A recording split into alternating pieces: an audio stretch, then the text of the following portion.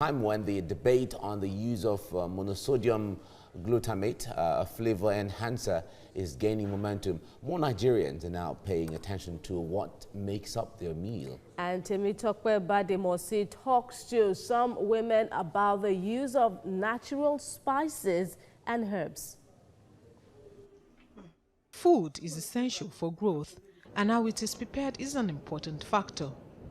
While seasoning cubes have transformed cooking across Africa, providing a boost to flavors, they have become an essential ingredient in everyday dishes. A way of cooking using traditional methods with a mix of flavorings is also a demonstration of how cooking habits are evolving in West Africa.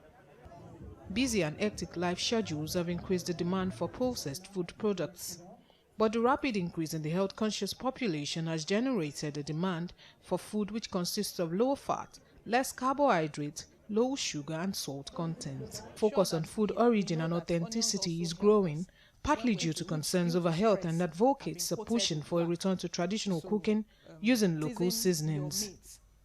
Tolu Ajose, a natural living advocate, is in the business of making seasonings from spices and herbs. She hasn't used seasoning cubes in more than 3 years. We have a component of artificial seasoning that is monosodium glutamate, that is an oxytocin. What it does is to excite the brain cells. If we don't begin to look at what we're putting into our body, what we're ingesting as food, we might actually be fighting a lost cause. Natural spices are much more better. And then when you use it, you have that assurance that whatever you're using, whatever it is that you're adding to your cooking will be beneficial to your health.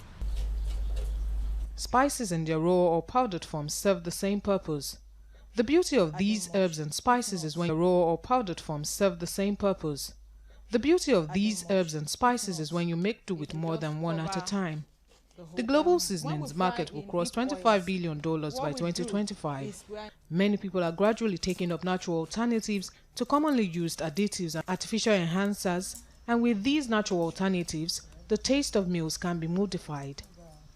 Health concerns aside, taste is still the bottom line for many Nigerians. Temitope Bademosi, TVC News.